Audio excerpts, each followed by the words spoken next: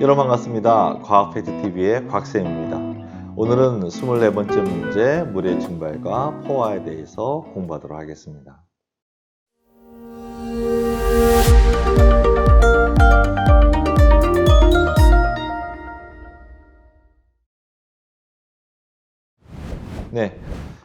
증발의 뜻은 무엇일까요? 액체의 표면에서 액체가 기호체가 돼서 공기 중으로 날아가는 현상, 이렇게 표현할 수도 있고요. 물로 얘기한다면 물의 표면에서 물이 수증기로 변하여 공기 중으로 들어가는 현상이다, 이렇게 얘기할 수 있습니다. 우리가 일상생활에서 볼 수 있는 증발의 예로는 마른 빨래가 젖은 빨래가 마르는 현상, 이런 것들 우리가 보통 이야기할 수 있거든요. 오늘 그에 대한 문제풀이 해보겠습니다. 자, 오른쪽 그림 같이 두 개의 페트리 접시에 물을 담고 한쪽만 수조로 덮은 채 이랬습니다. 우리가 가와 같은 상태를 우리가 닫힌 용기 또는 닫힌 상태, 이렇게도 얘기하고요. 나처럼 서로 열려 있는 것을 우리가 열린 상태, 열린 용기, 이렇게도 얘기합니다. 이것에 분명히 차이가 있겠지요. 그래서 이에 대한 설명을 옳지 아는 것은 무엇입니까? 라는 걸 찾는 문제네요.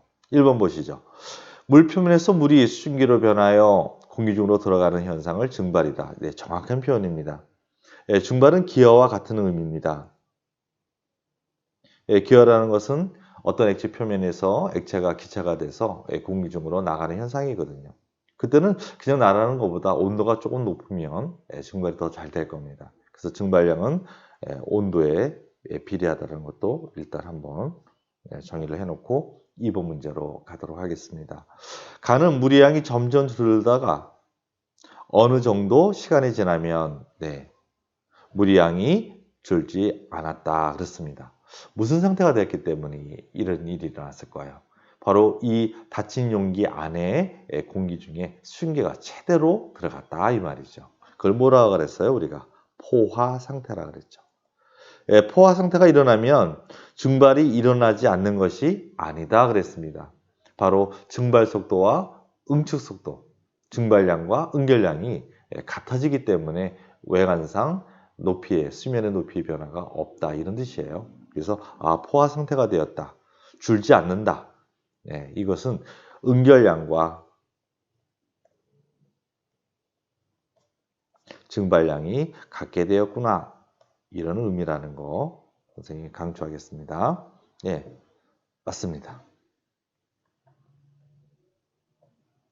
3번 가겠습니다.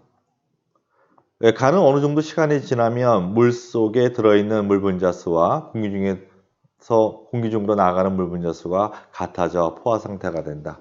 정확한 선생님이 2번 예문일 때 얘기했던 바로 응결량과 증발량이 같습니다 라는 말과 같은 표현이네요. 이것도 맞고요.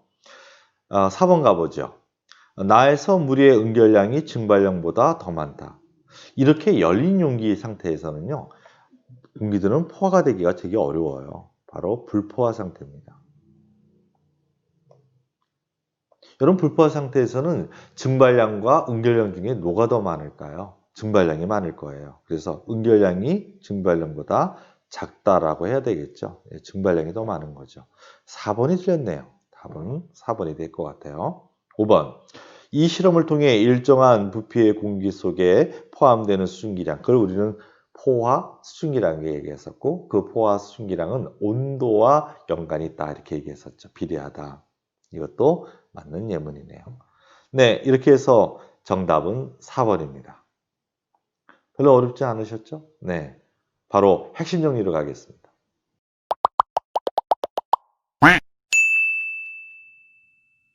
네, 24번 문제 물의 증발과 포화에 대한 핵심 정리 시작하겠습니다. 증발. 물의 표면에서 물이 무엇으로 바뀐다 했죠? 물의 기체 상태인 수증기로 변하여 어디로 갑니까? 공기 중으로 가죠.